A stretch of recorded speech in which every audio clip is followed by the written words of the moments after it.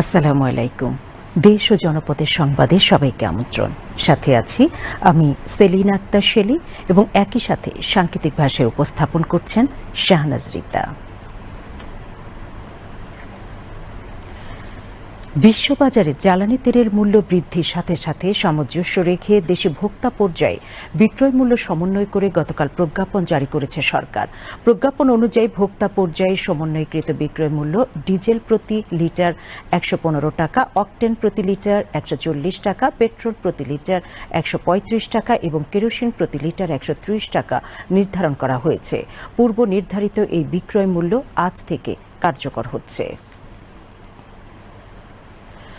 বিদ্যুৎ, জ্বালানি ও খনিজ সম্পদ মন্ত্রী ইকবাল হাসান মাহমুদ বলেছেন, বিশ্ব বাজারের সঙ্গে তাল মেলাতে জ্বালানি তেলের দাম সমন্বয় করা হয়েছে। আজ সচিবালয়ে নিজ দপ্তরে সাম্প্রতিক জ্বালানি তেলের মূল্য বৃদ্ধি সংক্রান্ত সাংবাদিকদের প্রশ্নের জবাবে তিনি কথা বলেন। মন্ত্রী বলেন, আমরা যুদ্ধকালীন অবস্থার মধ্যে আছি। সারা বিশ্ব তেলের দাম সমন্বয় করেছে, এমনকি মার্কিন যুক্তরাষ্ট্র তেলের দাম $5 বাড়িয়েছে।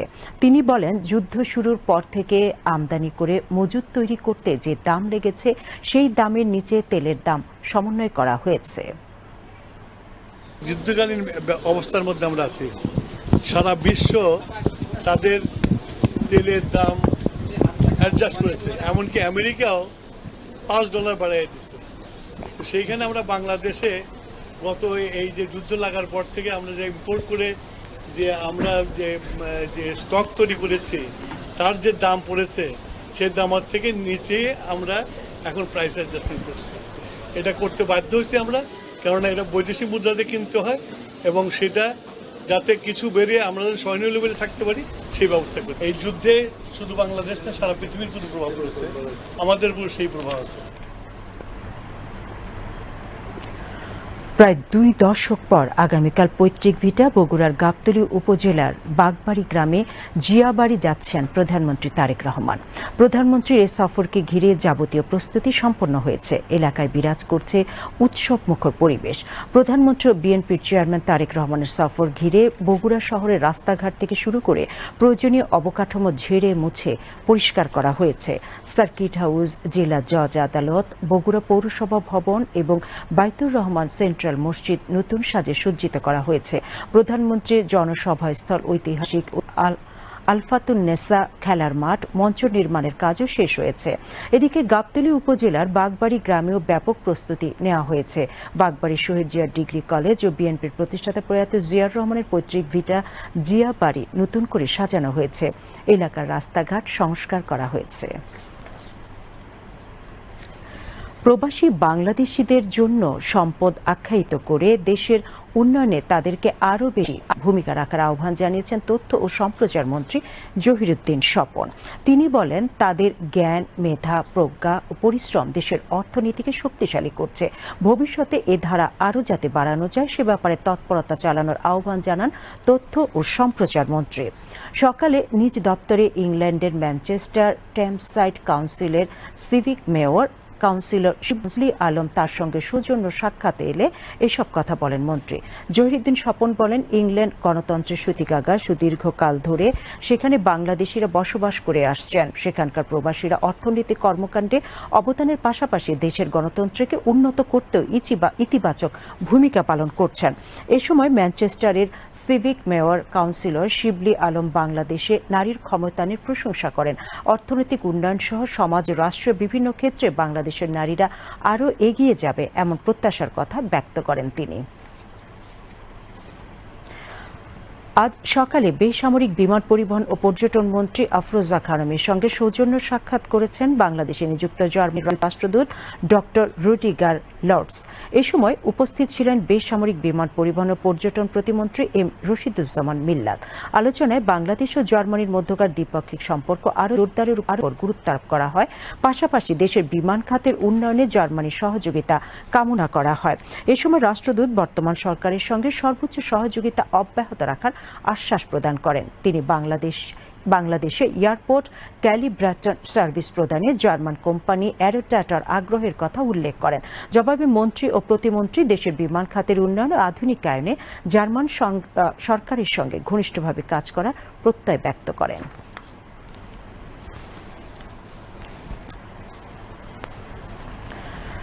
তিস্তা মহাপরিকল্পনা সরকারের নির্বাচনী প্রতিশ্রুতি সম্ভাব্যতা যাচাই শেষে দ্রুত বাস্তবায়ন করা হবে। আজ সংসদে পানি সম্পদ মন্ত্রী শহীদুদ্দিন চৌধুরী অ্যানি একথা জানান।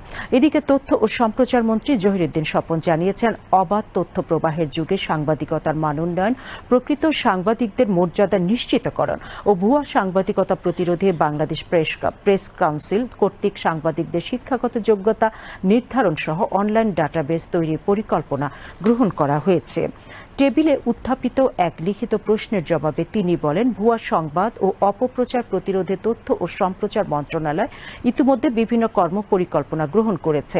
প্রেস ইনস্টিটিউট বাংলাদেশ PIB এর মাধ্যমে AI প্রশিক্ষণ, ন্যারেটিভ তৈরি, তথ্যের বিষয়ে নীতি সহায়তা ও মাল্টিমিডিয়া সাংবাদিকতা বিষয়ে প্রশিক্ষণ দেওয়া হবে। প্রতি মাসে ঢাকার বাইরে 4টি এবং ঢাকায় 2টি কর্মশালা বাস্তবায়নের কাজ চলমান রয়েছে। প্রতি মাসে ঢাকায় সাংবাদিক নেতৃবৃন্দের নিয়ে ন্যূনতম একটি করে এই কর্মশালার আয়োজন করা হবে। তিনি আরও বলেন, দেশের অভ্যন্তরে কর্মরত আন্তর্জাতিক গণমাধ্যমের সঙ্গে সুসম্পর্ক ও যোগাযোগ স্থাপন করা হয়েছে। ফ্যাক্ট চেকিং ও ভুয়া খবর নিয়ে বিভিন্ন ফ্যাক্ট চেকিং সংস্থা, মূলধারার সংবাদ মাধ্যম সহ বিভিন্ন স্টেক হোল্ডারদের সঙ্গে আলোচনা সভা ও সেমিনার আয়োজনের প্রস্তুতি চলছে। তিনি বলেন, ভুয়া সংবাদ ও অপপ্রচার রোধে বর্তমান সরকার সময়ে তথ্য অধিদপ্তর হতে 22টি ফটোকার্ড ও গুজব প্রতিরোধ বিষয়ক 10টি তথ্য বিবরণী বিভিন্ন জাতীয় দৈনিক ও নিউজ পোর্টালে প্রকাশের জন্য পাঠানো হয়েছে। তথ্যমন্ত্রী বলেন, প্রেস কাউন্সিল আইন অনুযায়ী কোনো সংবাদপত্র, সংবাদ সংস্থার সাংবাদিক, সম্পাদক কর্তৃক সাংবাদিকতার নীতি, নৈতিকতা ও জনরুচি পরিপন্থী সংবাদ প্রচারের বিরুদ্ধে সংক্ষুব্ধ ব্যক্তি ও প্রতিষ্ঠান কর্তৃক প্রেস কাউন্সিলে অভিযোগ দায়ের করার সুযোগ রয়েছে। সে অনুযায়ী প্রেস কাউন্সিলে দায়েরকৃত 8টি অভিযোগ বিচারাধীন রয়েছে। তিনি আরও বলেন, সাংবাদিকদের অপসাংবাদিকতা পরিহার করে দায়িত্বশীল সাংবাদিকতার চর্চায় উদ্বুদ্ধ করার লক্ষ্যে বাংলাদেশ প্রেস কাউন্সিল সম্প্রতি ঢাকা সহ দেশের 32টি জেলায় বিভিন্ন প্রিন্ট ও ইলেকট্রনিক মিডিয়া সাংবাদিকদের অংশগ্রহণে গণমাধ্যমের অপসাংবাদিকতা প্রতিরোধ ও বস্তুনিষ্ঠ সংবাদ পরিবেশন বিষয়ক প্রশিক্ষণ কর্মশালা আয়োজন করেছে।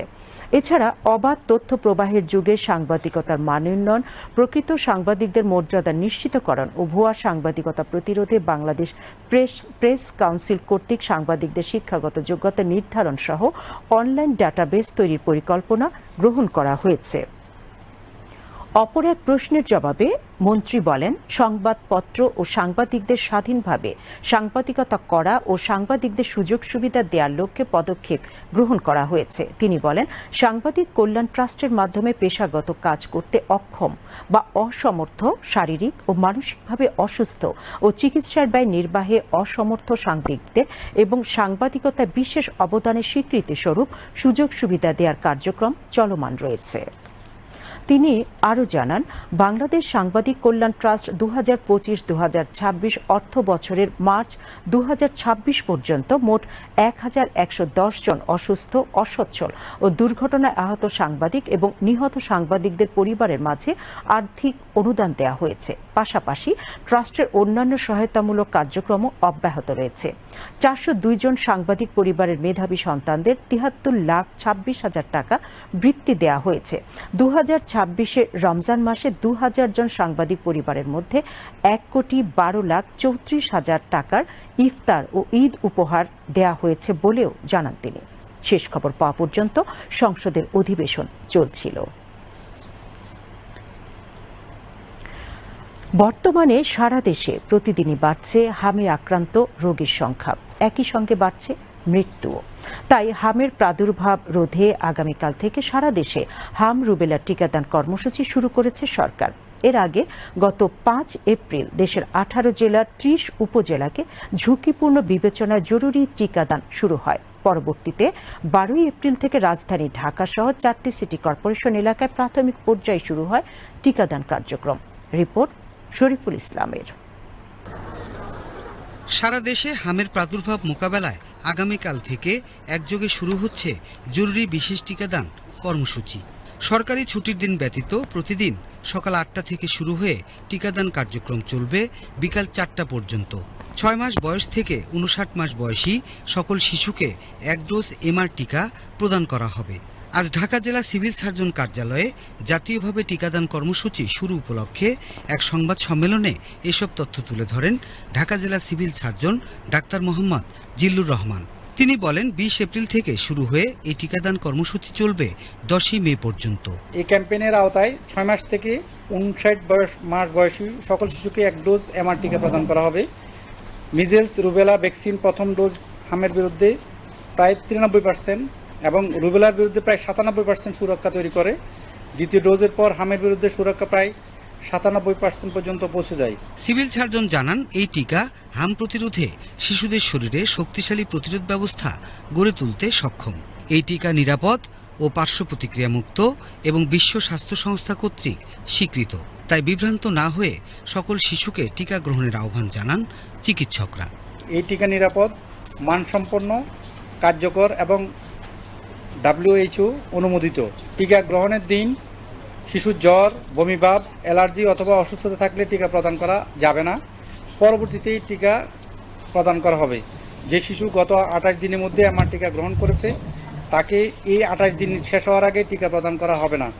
অসুস্থ এবং বাদ পড়া শিশুরা পরবর্তী সময়ে পার্শ্ববর্তী টিকাদান কেন্দ্রে ক্যাম্পেইন চলাকালীন সময়ে টিকা নিতে পারবে।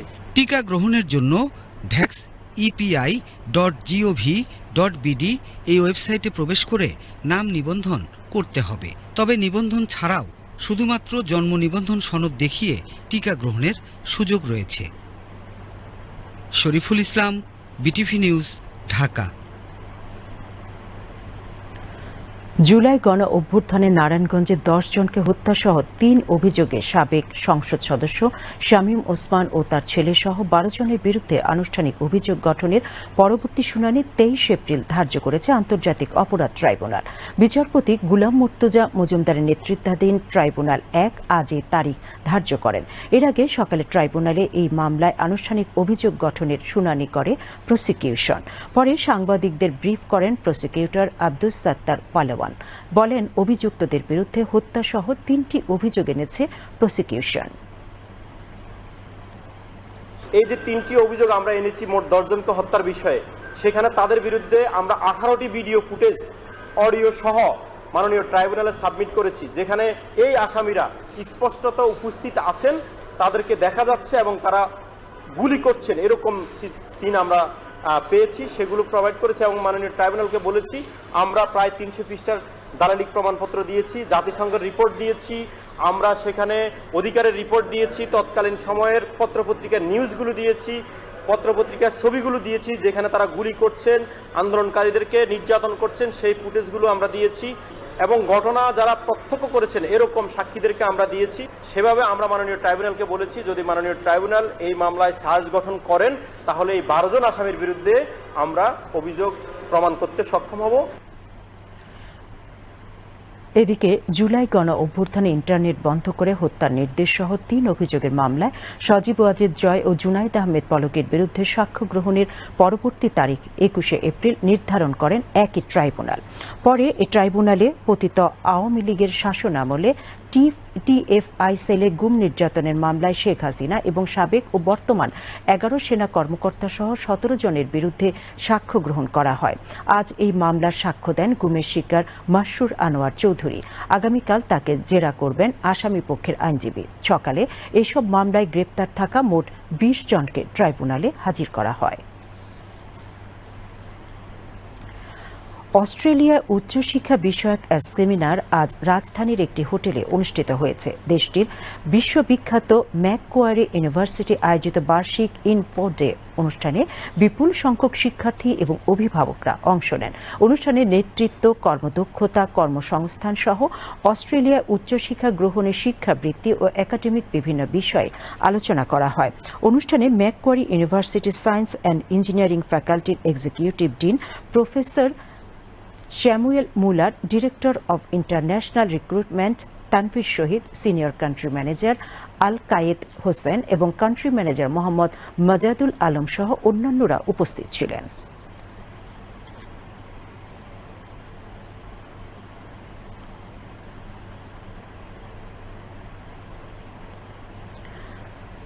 আর 2-1 সপ্তাহের মধ্যে বাজারে আসবে বুড়ো মৌসুমের নতুন চাল। ইতিমধ্যে বাজারে এর প্রভাব পড়তে শুরু করেছে। মোটা চালের দাম বস্তা প্রতি 100 টাকা পর্যন্ত কমেছে। ব্যবসায়ীদের ভাষ্য, নতুন চাল বাজারে আসলে চালের দাম আরও কমবে। তবে সারা বছর যাতে চালের বাজার সহনীয় পর্যায়ে থাকে সেজন্য এখন থেকেই নজরদারি বাড়ানোর তাগিদ দিচ্ছেন সংশ্লিষ্টরা। এছাড়া ভোজ্য তেলের বাজার পরিস্থিতিও স্বাভাবিক রয়েছে। বিস্তারিত মাহমুদুল হাসানের প্রতিবেদনে।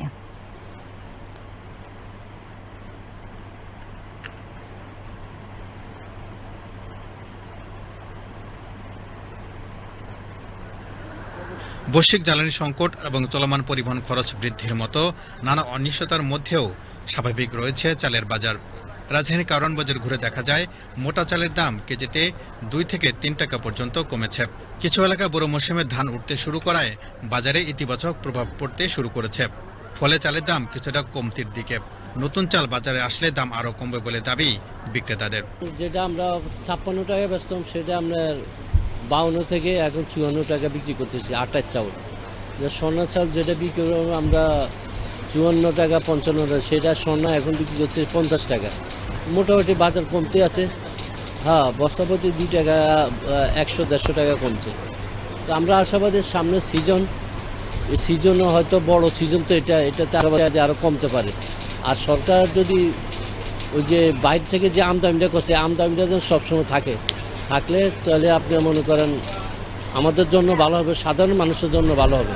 তবে ভরা মৌসুমে এবং সারা বছর চালের বাজার স্বাভাবিক রাখতে কর্পোরেট কোম্পানিগুলো যাতে ধান ও চাল মজুত করে সিন্ডিকেট করতে না পারে সে বিষয়ে পদক্ষেপ গ্রহণের তাগিদ দিচ্ছেন খুচরা বিক্রেতারা। সরকারের কাছে অনুরোধ এটা থাকবো যে কর্পোরেট কোম্পানিগুলো মিনি ব্যাগ রাখার জন্য বিগ ব্যাগগুলো যাতে মেলাদের দায়িত্বে বাজারজাত করা হয়, তাহলে বাজারটা নিয়ন্ত্রণে থাকবে। আমি মনে করি প্রথম দেখা যায় কিছু কমে, এরপরে কিন্তু আর যখন দেখা যায় ধানগুলা উদা হয়ে গেছে তখন কিন্তু আবার এই বার আরম্ভ করে। কিন্তু আসলে দেখা গেছে যে এই সিজনটার গতি থাকবো 3 মাস 5 মাস নর্মাল দামে থাকবে, কিন্তু এই কর্পোরেট কোম্পানিগুলো মেলে কৃষকের থেকে ধানগুলা কিনে নিয়ে গোডাউন করে রাখেই বাজারটা বাড়ায় দেয়। অন্যদিকে সাধারণ ক্রেতারা বলছেন সারা বছর যাতে চালের দাম সাধারণ মানুষের নাগালের মধ্যে থাকে সে বিষয়ে নজরদারি বহাল রাখা জরুরি। আগে অনেক কম ছিল, তো এখন তো নতুন চাল আসতেছে, দাম তো কম হওয়া উচিত। সরকারি মনিটরিং থাকলে তো অবশ্যই তারা দামটা নিয়ন্ত্রণে থাকবে, না হলে তো ওরা ইউজ দাম চায়। এখন বর্তমানে যে চালের বাজারটা আছে এটাই বেটার, সবচেয়ে ভালো। আবার এর চেয়ে কম হলে কৃষক মারা যাবে, কৃষকের ক্ষতি হবে। কিন্তু আমি মনে করি যে বাজারটা আছে বর্তমান, এই বাজারই ঠিক আছে। আর জিনিসের দাম স্বাভাবিক আছে আর কি, কিন্তু সবচেয়ে আমরা চিন্তা করতেছি যে যেহেতু গত রাতে দেখলাম যে তেলের দাম, ডিজেল পেট্রোল বৃদ্ধি পাইছে, আমার মনে হয় জিনিসের দাম এইভাবে থাকবে না আর কি, এটা বৃদ্ধি পাবে বলে আমি মনে করি আর কি। আর সবচেয়ে যেটা যে কারণ বাজারে জিনিসের দাম কম আছে, কিন্তু যখন সাইড বাজারে বা যেটা রাস্তায় অলিগলি এখানে দেখা যায় কেজি প্রতি 5-10 টাকা বা 20 টাকা পর্যন্ত ব্যবধান রয়েছে আর কি। এদিকে পাইকারি ও খুচরা পর্যায়ে ভোজ্য তেলের সরবরাহ স্বাভাবিক রয়েছে। দোকানিরা বলছেন ডিলারদের কাছ থেকে চাহিদার তুলনায় পরিমাণে কম তেল পেলেও বোতলজাত সয়াবিন তেল সরকার নির্ধারিত দামেই বিক্রি করছেন তারা। আমাদের দেশে একটা বদ অভ্যাস আছে আমাদের অনেকেরই, যে যখন দেখে যে কোনো জিনিসের দাম বাড়ে তখন এটা চাহিদা বাড়ে যায়। যখন আপনার দাম কম থাকে তখন এটার গুরুত্ব থাকে না, যখন এটা খাইছে এটা গুরুত্ব বাড়ে যায় সবার কাছে। তখন সবাই চায় খালি ঘরে নিয়ে রাখবে, যেন 1 মাস 1.5 মাস 2 মাস 6 মাস খাইতে পারে। এই প্রবণতাটা বাড়ে যায় সবার কাছে। এটা পেঁয়াজের কেজি এখন 35-36 টাকা, 50 টাকা 60 টাকা ওই গেলে কি হুলস্থুল। যার লাগবে 10 কেজি সে কিনে 20 কেজি। এখানে এই দেশের সিস্টেম হলো এই কাইসি যে দাম বাড়ে যায়, কিন্তু এটাতে আসলে এটা তো সিস্টেম না। সিস্টেম হলো আমার যা মালটা বেশি বিক্রি হইতেছে তাতে আমার প্রফিটটা তো ভালো হইতেছে নাকি, দাম বাড়ার তো কোনো যুক্তি হয় না। মাল ঠিক মতো আমরা পাইতেছি না, আপনার যাও পাই কম মাল মনে করেন এক এক মালের সাথে আমাদের এক এক প্রোডাক্ট আনতে হয়। যেমন আপনার তেলের সাথে চাউল আনতে হয়, আটা ময়দা সুজি এগুলো আনতে হয়। না গাড়ি রেটের বাইরে কেমনি বিক্রি করবো, আপনি কি একটা প্রোডাক্ট নেবেন নি গাড়ি রেটের বাইরে? এইটা এরকমই অঞ্চল আমাদের কিছু করার নেই, এইভাবেই চলতেছে আমাদের। সরবরাহ স্বাভাবিক থাকলেও কোনো পণ্য নেই কেউ যে বাজারে কৃত্রিম সংকট তৈরি করতে না পারে সেজন্য সরকারের সময়োচিত পদক্ষেপ গ্রহণ এবং কঠোর মনিটরিং এর তাগিদ সংশ্লিষ্টদের। Mahmudul Hasan, BTV news, Dhaka. আমাদের সাথে থাকার জন্য ধন্যবাদ। সেই সাথে পরবর্তী সংবাদ দেখার আমন্ত্রণ রইল। আল্লাহ হাফেজ।